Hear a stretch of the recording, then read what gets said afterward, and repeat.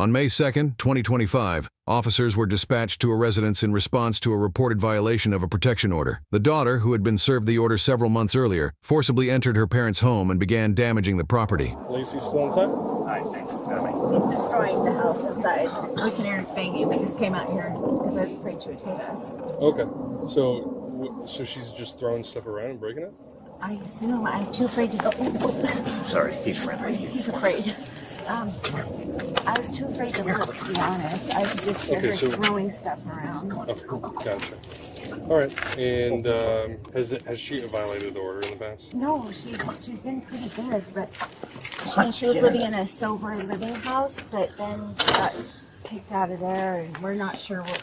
The story's really sketchy from there, and I don't know what she's been up to. We got her a hotel to stay at for a while because she couldn't stay here, and then I don't know. 1132 PC order violation. She showed up and asked if she could take a shower, but it didn't matter. I mean, she just pushed her way through the door, and I'm too small for her. Are you willing to provide a recorded statement? No. Okay. Where is she at right now? I can hear her. Is she in that living room right there? Maybe. I don't know. Could be. Does she know that? Does she know that? I kept telling her I'm gonna call the police. Okay, so she does know that the police are coming. She doesn't know that we've called. She doesn't know that we've called. No. And nobody's inside? No. Okay. Is there a door on the back side? It's on the back side? The front of the house is in the back. Okay. We'll go to the front if you just want to hang back here. I'll just watch this. You guys hang out there. Make sure you get solid PC. Figure out if it's misdemeanor, felony. And once we get more people here, we'll just work on getting her in custody. Hands on TL? Does that work? No. Once more people get here, I'm going to rotate out and take over the dog side of it. Okay, sounds good. She was destroying the bathroom, so we just kind of sat there for a minute, and we both decided let's just go downstairs together. That's about when the police arrived. Does she have access to the lock safe where the guns are at? No. It's a safe lock. Yes. It's okay. Yes. So no, she can't. Okay. Is this a felony? Not so far. Oh. Wow. Did you hear a record say something? No, it's just we're getting SWAT out for this. Yeah, I think it's just because it's the gun element. Okay. I probably wouldn't have done that either. That's crazy. So, at any point, did she assault either one of you? No. She's on something. I don't know what. So I just hit record. She started saying, "You don't love me." She just started screaming all kinds of stuff that didn't even make sense. You could hear the recording. It doesn't make sense. I remember this place. I served the order. Did you? I was driving here. I was like, man, this looks real familiar for some reason. Nice area. Police officers, Lacey, you're under arrest. Come out through the front door. Do you have her phone number, Woo? No, that's why I said somebody should try to get her phone number and just call her to tell her to come outside. That's what they're trying to do Probably now. the first thing that. Lacey, you're under arrest. Come out or force will be used against you. Police officers, Lacey, you're under arrest. Come out through the front door. She didn't make any threats to harm you. Oh, she did. She did. What did she say? I think she said, "I'll f*** you up." She called me a. She said, Okay. I'll come get you, bitch." I don't know. It just was so many things. Besides, at once besides her saying that she was going to you up, did she explain why? Explain how? Did she come at you at all? No, she was still in the bathroom. Just like the door was shut. This door was shut between us as she was yelling this, and I just stayed away. So she just said that though, like Yeah. she didn't come out, she didn't come at you, she didn't display any weapons. Okay. Lacey, the Federal Way Police Department. We know you are inside. You are under arrest. We need you to come out the front of the house with your hands up. Lacey, you're under arrest. Come out through the front door or force will be used against you. But hey, no real talk, don't tell me, right? So let's try to, hey, you can look at the stuff and not look at me. So look down. There you go. Okay. It's not rude. I won't be offended. Let's try the soft touch of negotiation. So we've given the hard, hey, you're under arrest. We've covered ourselves legally. Let's give a little like, hey, Lacey, we're just trying to get your side of the story. Come out and talk to us. Like, we're just trying to make sure you're safe and that your parents are safe. See if we can schmooze her that way and try some other de-escalation-atory things. Lacey, we just want to talk. Like a calming voice. Yeah. You have one of those? Come out. We just want to make sure everyone is safe. That's as calming gets.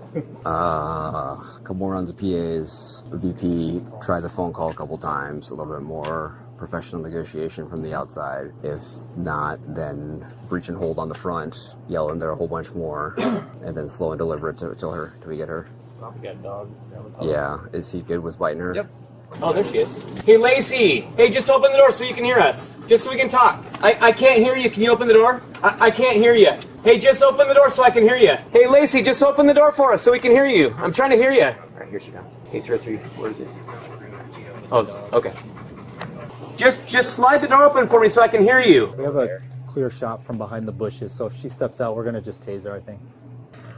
I think we cops are what? You're gonna get tased. When my mom's gonna fucking fuck you still? Go. She's back in. No, here. Just back off. She's back inside with the door closed. I got one. Okay. She's sitting or overtly non-compliant. Upstairs, we're just going to pounce on her. If she starts to retreat further, we're going to send it out. So let's try to clear our way to the stairs. Just going to clear to the stairs.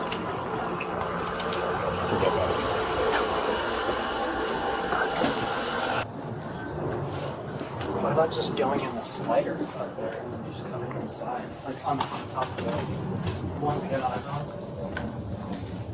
Level 1 upstairs slider, see if that's open, if that might be more direct.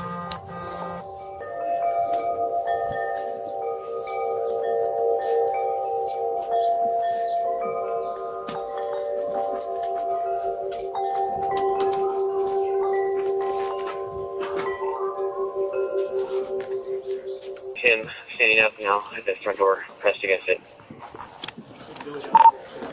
Okay. We're moving.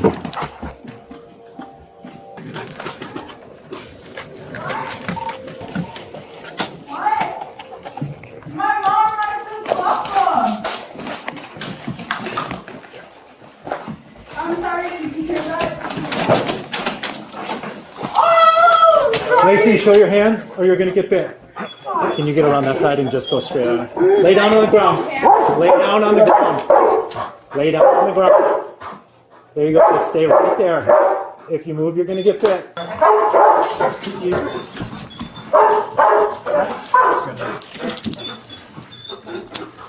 Wait, can I tell you what I did? Stand up first. Stand up. We're gonna stand you up. On three. 1, 2, 3.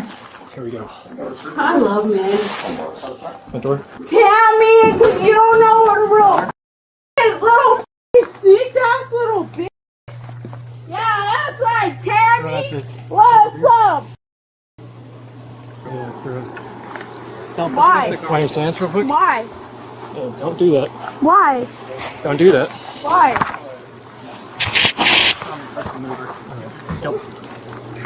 I got it. Okay. Why? Because I like your haircut. Can I put her in here? Shut up, fool! Here we go, right behind you. Tammy! Go all the way back here. Tammy! Come on! I'm sorry, I didn't hear you speak. All right. Yeah, because you're a dumbass little. You are okay? Okay, Daddy. Tristan, let him do it. Tell her what you're doing. All right, get back your hands.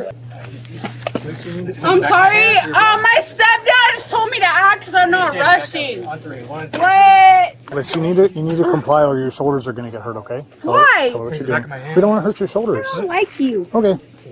You need to hold still for the officers, okay, so they can check you. Okay. We get this all figured out. That's a probe. I don't like you. I think Austin You're said wrong. 1 or 2. Hey guys, you gotta keep better control of her than that. You cannot let her walk around like that, okay? We're gonna stay right here, Lacey. You're not gonna move till we finish the search. Don't move. Yep. Tammy, you dumb. Lacey, calm down. I hate you, Will. Lacey, keep your face back. Dumb. Hey, Lacey. You don't know what a dumb is, do Everything's being you? recorded, okay, Lacey? You bitch. I don't like you. Tommy, you done? Hey, Tommy. Make sure you do good search, okay? We're not in a hurry. Tammy! Take it in my spot so I can help you. Gorilla glue. Okay. Are we good? I think we're good. Okay. That's good. Tammy! Sorry, We need not to put her you. in a car. This car? Oh. Yeah, that's fine. She double locked, you guys? Yeah, she's double locked. Great. Sit down, please, Lacey. Use your words. Okay, yes, sir. handcuffs came off. Okay. Can you face away from me, Lacey? Okay. Okay. Put your hand behind your back, Lacey. Yes, sir. Pull her out. Okay.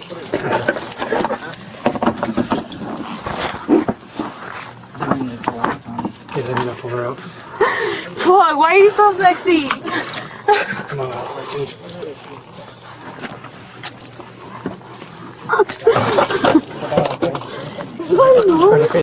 Don't get it.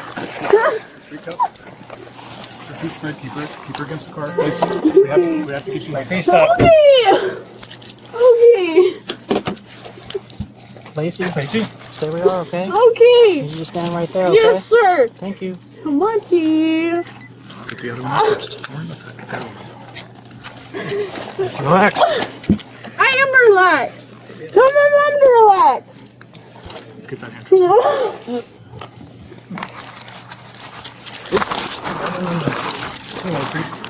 Lacey, please keep your hands behind your back. Okay. Just tighten down that finger.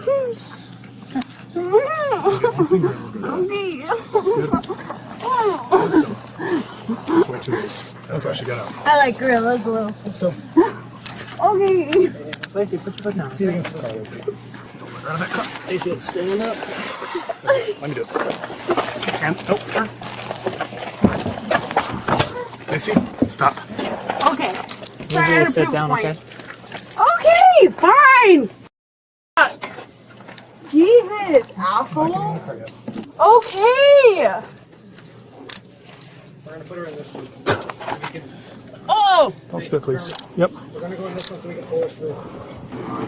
Hey, stop. See, get in the car. The other side so you can pull her. Okay, well, let me. All right, you step in the car. Okay? Oh, dude.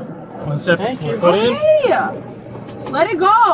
Let it go. I will get it my fucking self, you dumb rookie. One step in. Let them. They're just mad. They're just mad, Rogers. Ah! Stop. Sorry. Ready, Austin? Ready? 1, 2, 3. Yeah. Spin on you. Hold on, let's photo first. I got some. So all these photos that I just took are going to get uploaded into the case, and that way it's all documented that way, okay? And then the lead investigating officer, I'm sure, will be in contact with you guys regarding kind of what's next at this point. Okay. So as far as right now, did she go to jail or the hospital? Actually, I'm assuming jail. Okay. But I'm not sure because I just got here. Yeah. Well, I saw the ambulance, but I never saw her load up. So. Yeah, I'm assuming jail. Okay. Okay. Any questions for me before I go? No, all right. Appreciate it. All right. I'm sorry this happens. Beautiful home though. Congratulations on retirement. I heard that you recently retired. Yeah. The woman was charged with violation of a protection order, criminal damage to property, and resisting arrest. Hey, don't move! What the hell are you doing here? I'm getting gas, sir, that's it. Step the hell back from the vehicle. Now! I'm active duty Marine. I can show ID if you want. Damn about your ID. Turn around. Hands visible. The body cam timestamp reads 21:43. Fluorescent gas station lights buzzing like insects in the Texas heat. A black man in desert camouflage stands beside his car, hands visible, posture drilled by years of discipline. He doesn't raise his voice. He doesn't flinch. The officer does. Within 12 minutes, a decorated U.S. Marine is face down on concrete, accused of resisting an order that was never lawful to begin with. By morning, the Pentagon is calling, and someone's career and freedom is already over. But before this story unfolds, take a moment to stay with it. Stories like this don't survive on outrage alone. They survive because people choose to witness them. Subscribe, not for drama, but to follow the truth wherever it leads. A gas station sat just off the highway, a rectangle of white light floating in the dark like a stage with no audience. Trucks hissed past in the distance, the smell of fuel mixed with burnt coffee and hot asphalt. It was 9:43 p.m., according to the timestamp later pulled from surveillance footage, the kind of ordinary hour when nothing is supposed to happen. Staff Sergeant Marcus Reed stepped out of his car slowly, the way muscle memory had taught him to move. His uniform was clean but worn, desert camo softened by years of washing, name tape stitched straight across his chest. He had just finished a 12-hour drive back from a training facility in Oklahoma, orders folded neatly in his glove compartment. He needed gas, caffeine, and 10 quiet minutes before the road again. Inside the store, the bell chimed. Outside, another sound cut through the night tires crunching on gravel. A low engine idle that didn't belong to the highway. A patrol car rolled in and stopped at an angle that felt deliberate. Marcus noticed it without turning his head. He felt the familiar tightening in his shoulders, the silent calculation. Hands visible. Posture neutral. No sudden movements. He had learned those rules long before the Marine Corps, but the Corps had perfected them into instinct. The officer stepped out slowly. Male. Early 30s. One hand resting on his belt, close enough to the holster to be noticed without being obvious. The body cam was already on. "Hey," the officer said, voice clipped. Not raised but sharp. "What are you doing here?" Marcus paused. He turned halfway, enough to be seen clearly, enough to show the uniform. "Getting gas, sir." The word sir came automatically. It always did. The officer's eyes flicked down, then back up, not lingering on the uniform long enough to register respect. His gaze hardened instead. "You live around here?" the officer asked. Marcus shook his head once, just passing through. The officer took a step closer. The distance closed fast inside what Marines call reactionary gap. A space where things can go wrong in a heartbeat. Marcus stayed still. "Step away from the vehicle," the officer said. Marcus blinked. "Is there a problem?" The pause after that question would later be dissected frame by frame. In the moment it was just silence. Heavy. Loaded. "I said step away from the vehicle," the officer repeated, louder now. Marcus complied, hands open, palms forward. The gas nozzle clanged softly as it slipped free, fuel dripping onto concrete.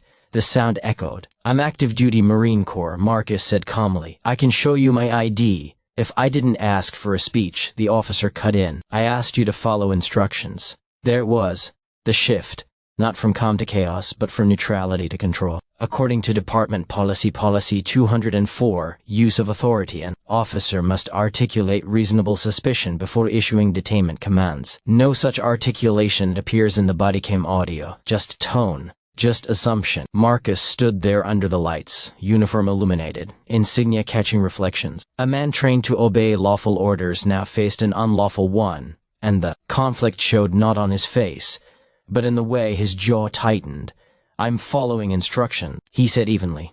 "I just need to understand why." The officer's hand moved, not to the gun, to the radio. "Dispatch. I've got a suspicious male refusing commands," he said.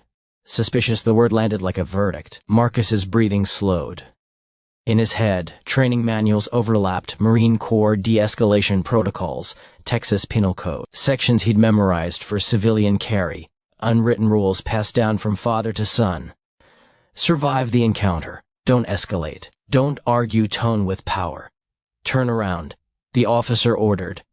Marcus hesitated for half a second too long. That hesitation, less than a heartbeat, became everything. The officer closed the gap completely, voice rising, adrenaline spilling into the night. "Turn around now." "I'm complying," Marcus said, already pivoting. Hands grabbed fabric. The world tilted. The camera shook violently as the officer shoved Marcus forward, chest hitting the hood of the car. Metal rang out. Somewhere, a bystander gasped.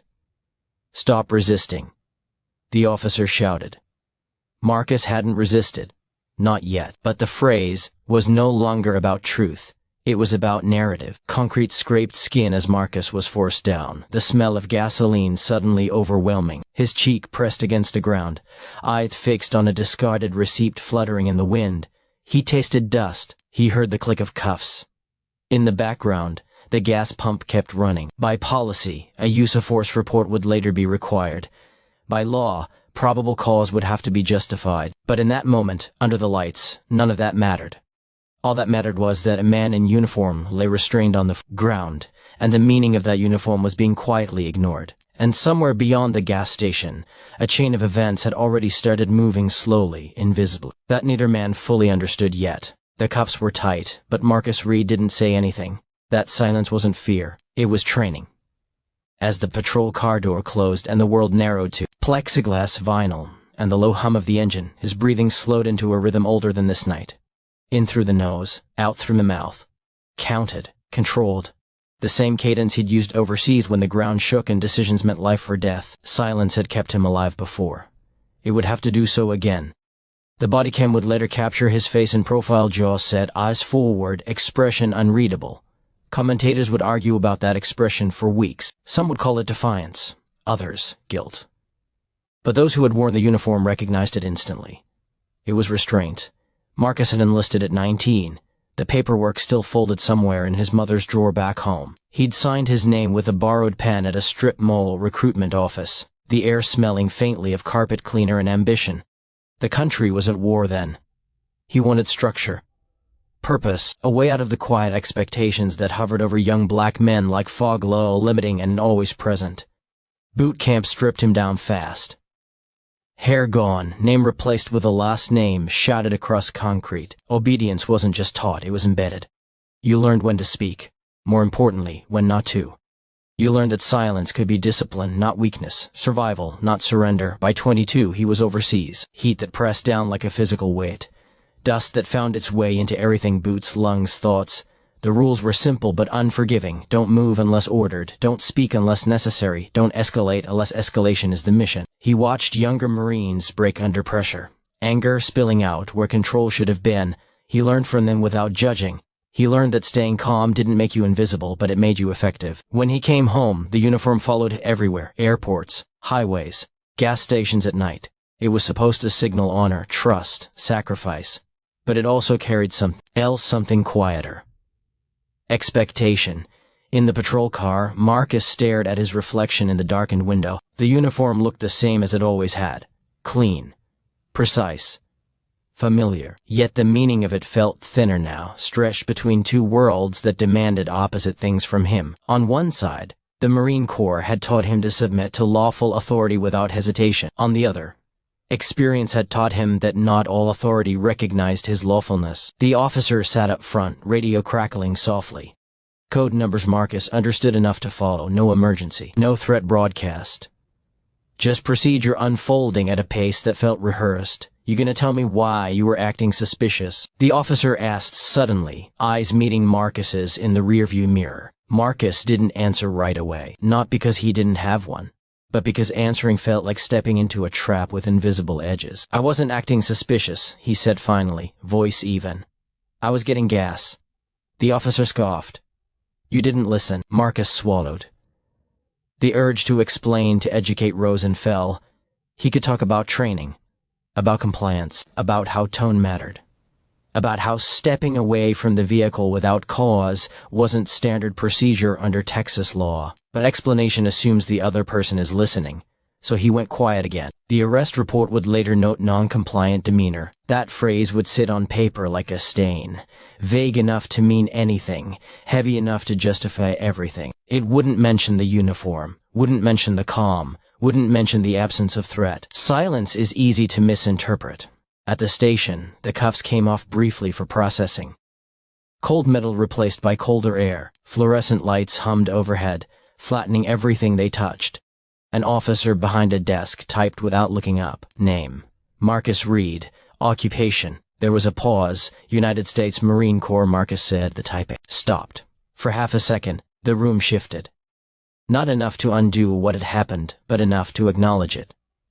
Active duty? The desk officer asked. Yes, sir. A glance was exchanged. Not concern. Calculation. Marcus sat on a bench and waited. He thought about his father, who had taught him how to keep his hands visible during traffic stops long before he taught him how to drive. He thought about the oath he'd taken to defend the Constitution against all enemies, foreign and domestic, and how abstract that oath felt under these lights. He wondered, briefly, whether silence was still the right choice. Outside that room, processes began moving without him. Supervisors were notified. Bodycam footage uploaded to a server according to retention policy. Somewhere, an email was drafted that included the word military. Somewhere else, someone hesitated before hitting send. Marcus didn't know any of that yet. He only knew that wearing the uniform had not protected him tonight. It had complicated him, split him into symbols that others could interpret however they needed to. A Marine trained to absorb pressure without breaking. A black man expected to prove innocence without being asked. Two identities, one silence. And as the hours passed, that silence began to echo far beyond the walls of the station. The patrol car smelled faintly of plastic and old coffee, a scent that never quite left no matter